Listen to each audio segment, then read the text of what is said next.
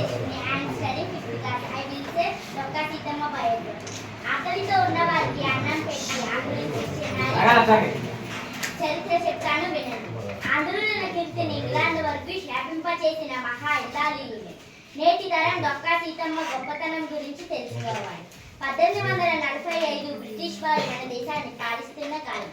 ఆ రోజుల్లో ప్రయాణికులకి సత్రాలలో భోజనాలు అందక ఎంతో ఇబ్బంది పడేవారు. వారందరికీ ఉచితంగా భోజనాలు పెట్టే ఉద్దేశంతో డొక్కా సీతమ్మ గారి జీవిత ప్రస్థానం.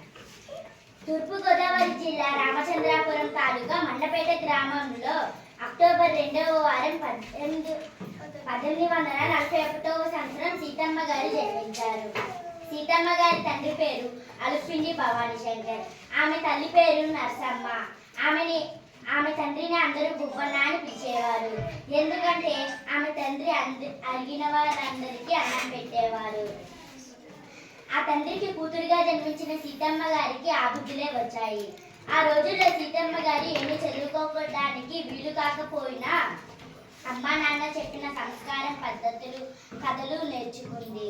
దురదృష్టవశాత్తు సీతమ్మ గారి తల్లి చిన్నతనంలో చనిపోయింది. సీతమ్మ గారు 8 సంవత్సరాల వయసులో జోగన్న గారితో వివాహం నిర్ణయించుకున్నారు. సీతమ్మ గారు అత్తగారింటి పేరు డొక్కా. అప్పటి నుంచి సీతమ్మని డొక్కా సీతమ్మ అని పిలిచేవారు. అత్తగారింటికి సీతమ్మ ఆస్తులున్న కుటుంబం అవ్వడం, ఆపదలో ఉన్న వారికి ఆదుకోవడం భర్త జోగన్న ప్రోత్సహించేవారు. సీతమ్మ గారికి 2 కుమారులు 2 కుమార్తెలతో కుటుంబం అన్యోన్యంగా ఉండేది. సీతమ్మ గారు ఒకరోజు అంతర్వేది పుణ్యక్షేత్రకు బయలుదేరారు. అప్పుడు సీతమ్మ గారు పక్కనే ఉన్న పడవలో ఆకలితో ఉన్న పిల్లల్ని చూసి వెనక్కి తిరిగి వచ్చేశారు. సీతమ్మ గారు బ్రిటిష్ చక్రవర్తి పట్టాభిషేకం చేసుకునే ముందు సీతమ్మ గారు ఉంటే నేను పట్టాభిషేకం చేసుకుంటాను అని అన్నారు. అప్పుడు సీతమ్మ గారు నది రాటి రాదని తన ఫోటో తెప్పించుకొని పట్టాభిషేకం చేసుకున్నారు. సీతమ్మ గారికి అలా పెట్టి ఆకులు తిరిగిపోయాయి. అప్పుడు భర్త జోగన్న సీతమ్మ గారితో ఇలా అన్నాడు, మనకి తినడానికి తిండి లేదు, మనం అందరికీ పెడుతున్నాం అని అన్నాడు.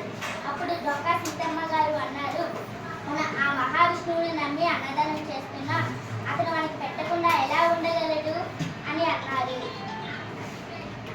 సీతమ్మ గారు 1908వ సంవత్సరం 69 ఏళ్ల వయసులో చేతికి క్యాన్సర్ వచ్చింది.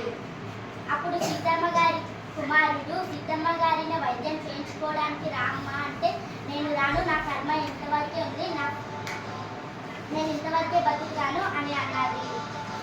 మళ్ళీ సీతమ్మ గారు తన కుమారుడితో ఈ మాట తీసుకున్నారు, ఎన్ని కష్టాలు వచ్చినా అన్నదానం మాత్రం మానవద్దు, అన్నదానం మాత్రం మహాపుణ్యం అని మాట తీసుకున్నారు.